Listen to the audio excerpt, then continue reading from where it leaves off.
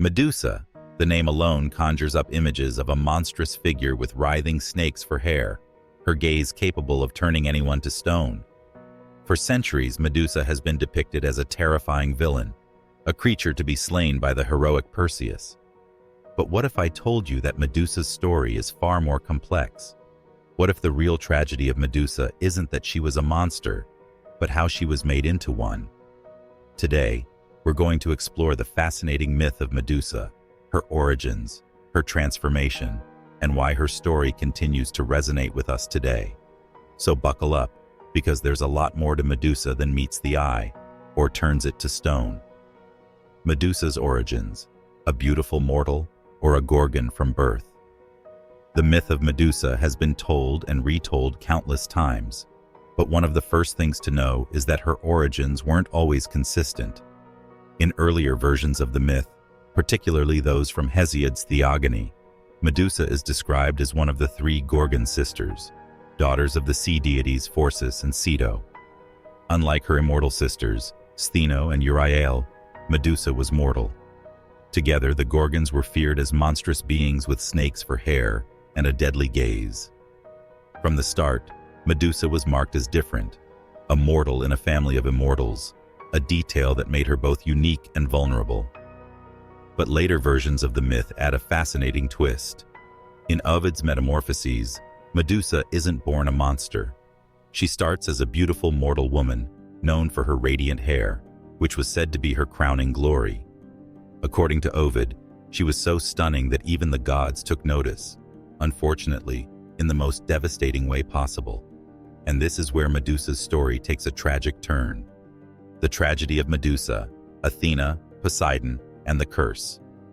In Ovid's account, Medusa's fate is sealed when she catches the attention of Poseidon, the god of the sea. The details vary depending on the retelling, but the core of the story remains consistent. Poseidon desires Medusa and assaults her in the temple of Athena. This act of violence sets the stage for one of the most unjust twists in Greek mythology. Instead of punishing Poseidon, the powerful god who desecrated her temple, Athena directs her wrath at Medusa. She curses the innocent victim, transforming her into the monster we know today. Medusa's hair becomes a nest of venomous snakes, and her gaze is made so horrifyingly powerful that it turns anyone who looks at her to stone. Think about that for a moment. Medusa, a victim of divine abuse, is punished for something that wasn't her fault. She becomes a literal scapegoat. Her beauty, the very thing that made her a target, turned into a weapon against her. This aspect of the myth is deeply unsettling, but it also makes Medusa one of the most tragic figures in Greek mythology. Her transformation into a monster wasn't a punishment for wrongdoing, but for her very existence in a world where mortals were powerless against the gods. Medusa as a symbol: feminism, power, and rage. Over the centuries, Medusa's story has been reinterpreted and reimagined, and it's not hard to see why. Her myth speaks to universal themes of power, injustice, and transformation. In many ways, Medusa has become a symbol of female rage, her monstrous form a reflection of the trauma she endured. Feminist scholars have often pointed to Medusa as a figure of empowerment, someone who took the curse placed upon her and used it to protect herself. Her gaze, once a weapon of others' cruelty, became a defense mechanism, turning those who sought to harm her into stone. This reinterpretation of Medusa can be seen in art and literature, where she's been reclaimed as a figure of resistance. For example, the famous statue Medusa with the Head of Perseus by Luciano Garbati flips the traditional narrative on its head. Instead of Perseus holding Medusa's severed head, it shows Medusa holding his, her expression calm and triumphant. It's a striking image that challenges the way we've been taught to view her, as a monster to be defeated rather than a victim whose story deserves compassion. The heroic Perseus and the death of Medusa. Of course, no story about Medusa is complete without mentioning Perseus, the hero who ultimately kills her. Armed with gifts from the gods, Perseus is tasked with slaying Medusa as part of his quest to save his mother. Using the shield as a mirror to avoid her petrifying gaze, Perseus decapitates Medusa while she sleeps. From her severed neck spring two children, Pegasus, the winged horse, and Chrysaor, a giant, both fathered by Poseidon. Even in death, Medusa's story continues to evoke awe and wonder. But let's pause for a moment. Why was Medusa's death considered heroic? From one perspective, Perseus is the ultimate champion, triumphing over a fearsome foe. But from another, he's simply carrying out a mission that required him to kill a woman who was living in isolation, harming no one unless they dared to attack her. Medusa's death raises uncomfortable questions about heroism and the cost of divine intervention. Was Perseus truly a hero, or was he just another pawn in the gods' games? Medusa's legacy, monster or martyr? Medusa's legacy is perhaps the most fascinating part of her story because it shows how myths aren't static. They grow, evolve, and change based on who's telling them and why. For much of history, Medusa was seen as a monster, a cautionary tale about vanity, pride, or the dangers of challenging the gods. She was, after all, the villain in Perseus's heroic story, a literal obstacle he needed to overcome to prove his worth. Her petrifying gaze was reduced to a plot device, something that made her dangerous, but also something that justified her destruction. In this sense, Medusa was stripped of her humanity and complexity. She became a tool in the narrative of the hero, an embodiment of evil to be vanquished. But when we look closer, it becomes clear that Medusa's story isn't just about her monstrosity. It's about the very idea of what makes someone a monster in the first place. Is a monster born, or are they made? Medusa didn't ask to be cursed. She didn't seek out power or conflict. She was a mortal woman who suffered violence at the hands of Poseidon, only to be further punished by Athena, the goddess who should have protected her. Her monstrosity wasn't innate.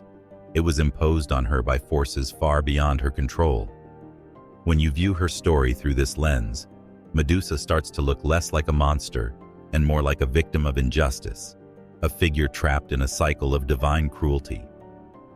What's even more compelling is how Medusa's legacy has been re-examined in modern times. Today, she's often seen as a symbol of resilience and transformation, rather than just a monster to be feared. Her story resonates with themes of trauma and survival, particularly for those who have experienced injustice or abuse. The idea that Medusa's gaze turns people to stone can be seen as a metaphor for reclaiming power. She takes the objectifying gaze of others and reflects it back, transforming it into something that protects her. In this way, her curse becomes her strength, and the very thing that made her a victim becomes her ultimate form of self-defense. Medusa's image has also become a powerful feminist symbol. Scholars and artists alike have reinterpreted her story to challenge traditional narratives about women in mythology. For instance, her snakes, once seen as symbols of monstrosity, have been reclaimed as symbols of wisdom, transformation, and regeneration. Snakes shed their skin, after all, and this idea of renewal ties directly to Medusa's transformation. Even her severed head, so central to Perseus's myth, carries layers of meaning. In ancient times, it was said to have apotropaic power.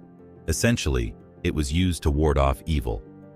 Ironically, even in death, Medusa's image was seen as something protective and powerful, rather than simply monstrous. And let's not forget the countless ways Medusa has inspired art, literature, and culture throughout history. From Renaissance depictions that emphasized her terrifying beauty to modern feminist reinterpretations like Luciano Garbati's Medusa, with the head of Perseus, her story continues to evolve. Each new interpretation adds another layer to her myth, reflecting the concerns, values, and struggles of the time. Medusa is no longer just a figure in an ancient story. She's a cultural touchstone, a symbol that resonates across generations. So, who is Medusa? A villain, a victim, or something in between? Her story challenges us to look beyond the surface, to question the narratives we've been told, and to find meaning in her transformation. Medusa's myth is a mirror, one that reflects not only the world of ancient Greece, but also our own struggles with power, gender, and justice. In the end, Medusa's legacy asks us to reconsider what it means to be a monster. Is it something inherent, Or is it a label placed on those who defy the norms, challenge the powerful, or survive the unthinkable? If you enjoyed this deep dive into Medusa's story, don't forget to hit that like button and subscribe for more explorations of mythology and history. Thanks for watching, and I'll see you in the next one.